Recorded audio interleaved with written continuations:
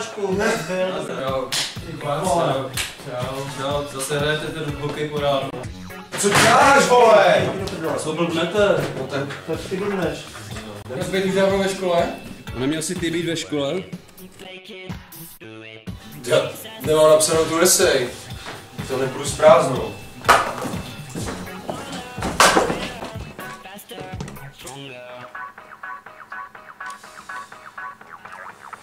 No a navíc jsem profesionál, vole. Vole, vy jste mi tady nenechali ani to blbé cigáro.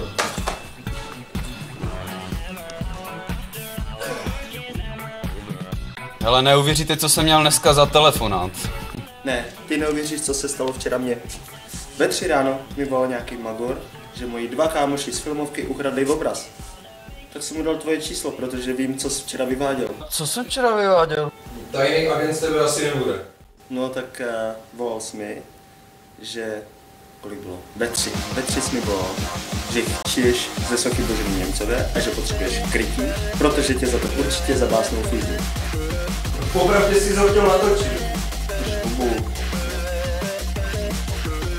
No, pak druhý telefon, to bylo, já nevím, později, že prej potřebuješ vyzvednout z nádru.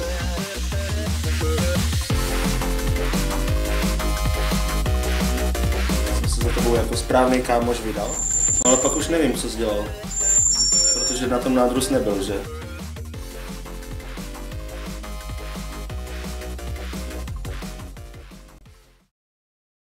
Co budeš dělat? No, asi bych se měl vyspat. Ale ne, že by to tady šlo. Máš ještě 10 minut. Počkáme tu s tebou, kdyby se ten grázel ukázal, co? No a co budeme jako dělat? Pozveme ho na aktivity, ne? Hlavně kurva, ten obraz tady nikde není, ale kdyby se ti podařilo ho sehnat, víš? Tak bys ho prodal. Žil jsi jako král, co? No musíš jít za ní, ne? Co? Jdu za ní.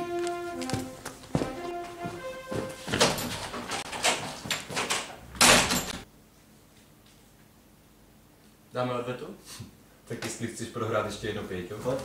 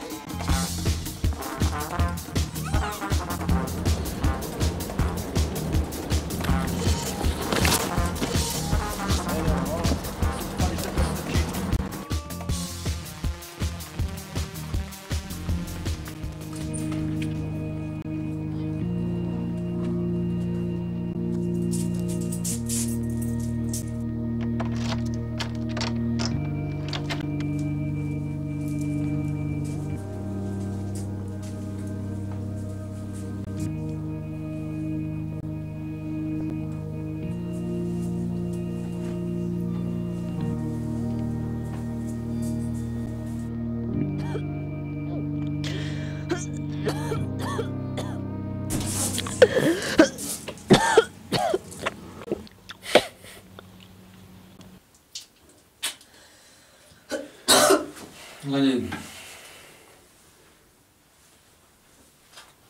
Já si podržím vlasy sama.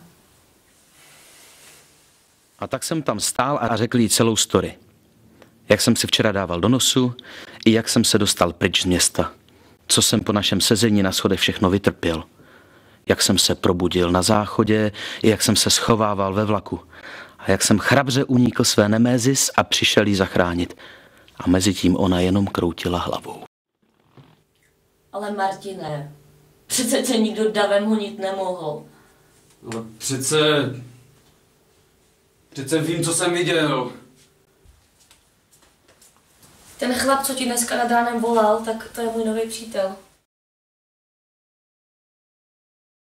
Sám už chrápe hodinu vedle. Jo, nějací dva týpci fakt ten obraz ukradli, ale to si byl mimo město. K té koleji a k tobě se dostali přes můj telefon. Každá katastrofa ve městě se dala vystopovat k ní. Takže žádné honění před vrahy a žádné krádeže světoznámých obrazů? Jen kocovina smíchaná s tvojí představivostí. Vždycky jsi ji měl bohatou. Běž to vyspat. Jo, a vrať mi klíče.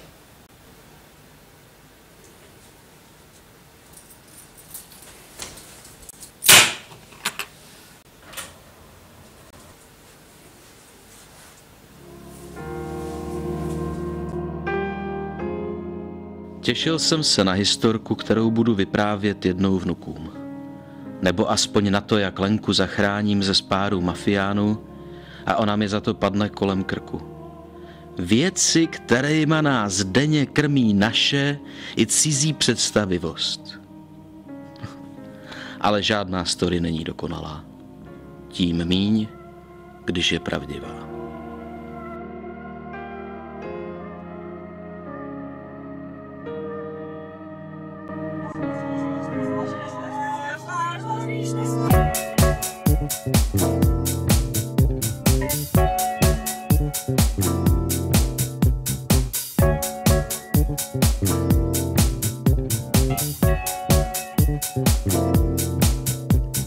Nechci vaše vřelý city, jejich cenu znám. Svý účty mám spočítaný a odteď radši sám. Mám svý vize i svý místo, proč se o ně brát? I kdybych se někdy ztratil, nemusím se bát, oh yeah. Proč bych si měla svý bedra cizí bolest brát? Jak lidem vysvětlit, že žiju akorát? Zalezte si zase do svých žabomyších děr. Já od teďka vlastní život začínám